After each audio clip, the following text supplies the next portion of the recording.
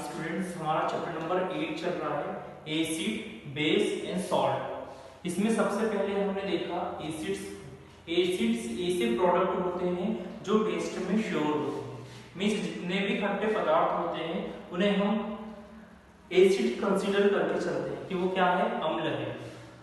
फिर हमने देखा था कि जो भी एसिड्स होते हैं वो हाइड्रोजन गैस को डिसएसोसिएट करते हैं। यदि कोई एसिड है तो उसमें से हमें कौन सी गैस मिलेगी, हाइड्रोजन गैस मिलेगी। क्यों? क्योंकि हाइड्रोजन एक ऐसा कंपोनेंट है जो सारे एसिड्स में पाया जाता है, तो हम हाइड्रोजन गैस एसिड्स की हेल्प से ले सकते हैं। अब हम देखते हैं कि फिजिकल प्रॉपर्टीज ऑफ एसिड्स क्या होगा, कि कोई भी एसिड यदि हमें दिया गया है तो उसकी फिजिकल प्रॉपर्टीज से हम क्या क्या पता कर सकते हैं। मींस सबसे पहले हम देखते हैं पहली फिजिकल प्रॉपर्टी, तो all acids have a sour taste. जितने भी एसिड्स होते हैं वो सारे खट्टे पदार्थ होते हैं। दे कंटेन हाइड्रोजन, मींस उनके अंदर एक कंपोनेंट तो जरूर होगा, वो क्या होगा, हमारा हाइड्रोजन। थर्ड है the readily dissolve in water and make the water acidic. जितने भी एसिड है वो सारे के सारे वाटर के अंदर डिसॉल्व हो जाते हैं और वाटर को कैसा बनाते हैं, एसिडिक बनाते हैं। नेक्स्ट है it turn blue litmus paper two red in colour. ये ब्लू लिटमस पेपर को रेड लिटमस पेपर में कन्वर्ट करते हैं। यदि हम इनके कांटेक्ट में ब्लू लिटमस पेपर लाते हैं तो ये इन्हें किसमें कन्वर्ट कर देंगे, रेड में कन्वर्ट कर देंगे। They are corrosive in nature. इनका नेचर कैसा होता है, संक्षारण करने वाला होता है। मींस किसी भी ऑब्जेक्ट पे यदि इन्हें हम डालेंगे, किसी भी मेटल के कांटेक्ट में आएंगे तो ये उसे कोरोसिव कर देंगे, मींस उसका संक्षारण होने लगेगा। धीरे धीरे उस मेटल का डिके होने लगेगा, मींस उसका क्या हो रहा है, अपक्षय हो रहा है मेटल का। तो ये एसिड्स क्या करते हैं, किसी भी मेटल के कोरोजन को बढ़ा देते हैं। It means they eat up metals and many other materials, means ये धीरे धीरे मेटल और दूसरे मटेरियल को फिनिश करने लगते हैं। नेक्स्ट है all acidic solution conduct electrically. जितने भी एसिडिक सॉल्यूशन होते हैं उनके अंदर इलेक्ट्रिसिटी पास होती है। अब हम देखते हैं strong acids and weak acids. ऐसे एसिड्स जिनका इफेक्ट काफी ज्यादा होता है वो स्ट्रॉन्ग एसिड्स कहलाते हैं।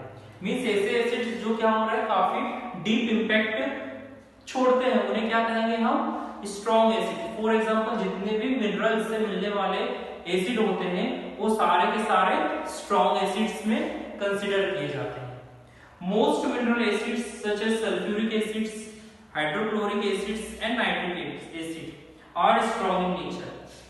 जो हमारा सल्फ्यूरिक एसिड है, हाइड्रोक्लोरिक एसिड है और नाइट्रिक एसिड है, ये कैसे हैं, काफी स्ट्रॉन्ग एसिड है। They are therefore called strong acids. All organic acids like lactic acids, tartaric acids and malic acids are weak in nature. जितने भी ऑर्गेनिक कंपाउंड से हमें एसिड्स मिलते हैं वो सारे हमारे वीक एसिड्स कहलाते हैं। जैसे एप्पल से हमें मिलता है मैलिक एसिड, बटर से मिलता है लैक्टिक एसिड्स। ये सारे जितने भी ऑर्गेनिक एसिड्स है ये हमारे weak acids. Organic acids are used as food ingredient, ये हमारे फूड का एक पार्ट होते हैं। Whether an acid is strong or weak depends on the number of hydrogen ions produced on dissolved in it water. Means कोई भी जो हमारा एसिड है वो स्ट्रॉन्ग है या वीक है, ये किस बात पर डिपेंड करेगा कि जैसे ही हम इस एसिड को वाटर में डिसॉल्व करते हैं तो ये कितने number of hydrogen ions evolve करता है, कितने इससे हाइड्रोजन आयन निकलते हैं। मींस यदि कोई एसिड ज्यादा से ज्यादा हाइड्रोजन आयन दे रहा है मींस वो क्या है, स्ट्रॉन्ग एसिड है। और ऐसा एसिड जिसमें से कम अमाउंट में हाइड्रोजन निकल रहा है, हाइड्रोजन आयन मिल रहा है, तो वो वीक एसिड में कंसीडर होगा। हम देखते हैं कि यूजेस ऑफ एसिड्स। अब कुछ मेन एसिड्स हम लेते हैं। सबसे पहला जो हमारा एसिड है वो है सल्फ्यूरिक एसिड।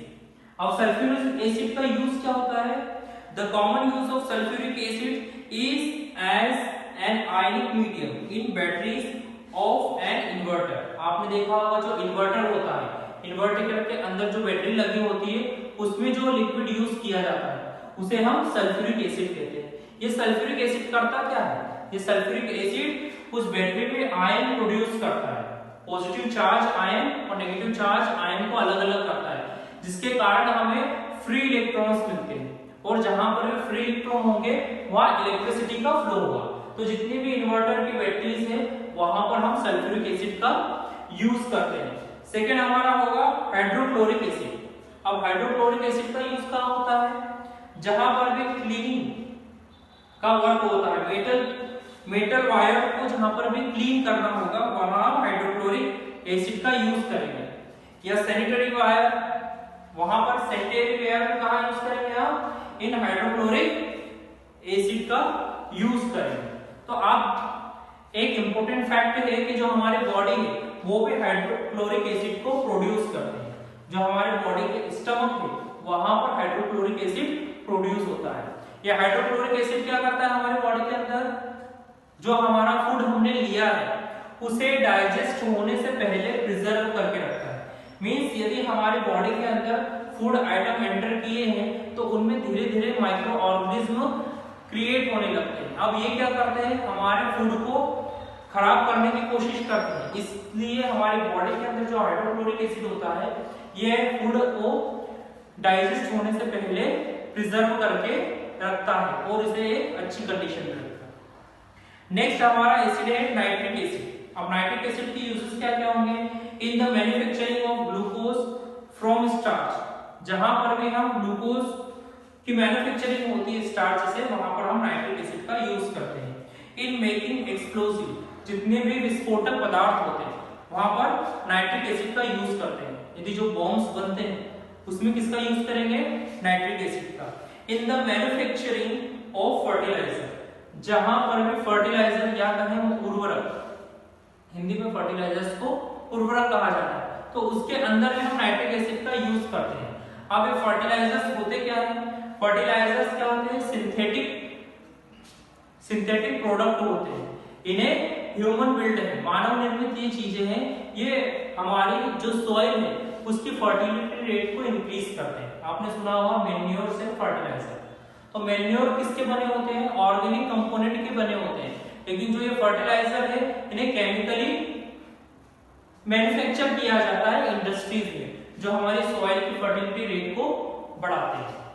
नेक्स्ट है हमारा कार्बोनिक एसिड। अब कार्बोनिक एसिड का यूज कहां होता है, in making drink like soda water, जितने भी ड्रिंक होते हैं सोडा वाटर होते हैं वहां पर हम कार्बोनिक एसिड का यूज करते हैं। नेक्स्ट हमारा एसिटिक एसिड।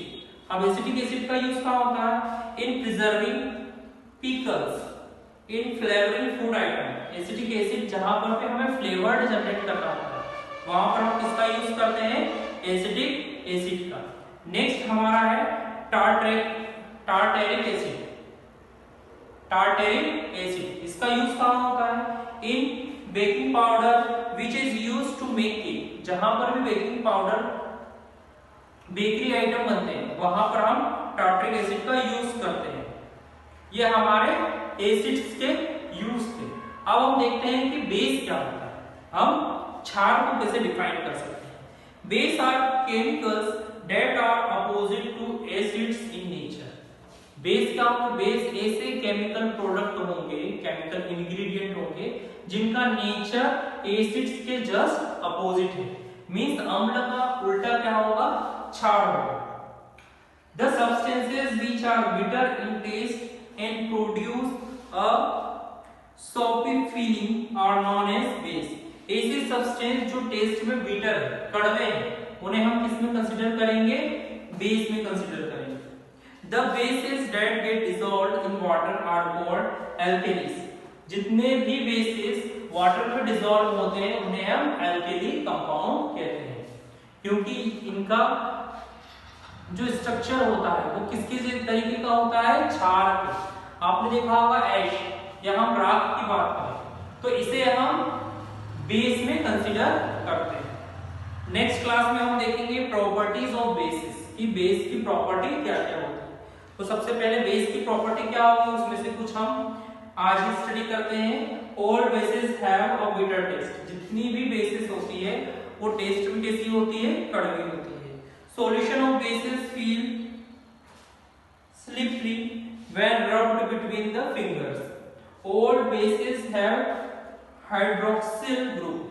जितने भी बेस होते हैं उनका ग्रुप क्या होता है, हाइड्रोक्सिल ग्रुप, मींस OH। जहां पर भी OH होगा वो हमारा बेस होगा, और जहां भी हमें H पॉजिटिव आयन मिलेंगे वो हमारा एसिड होगा।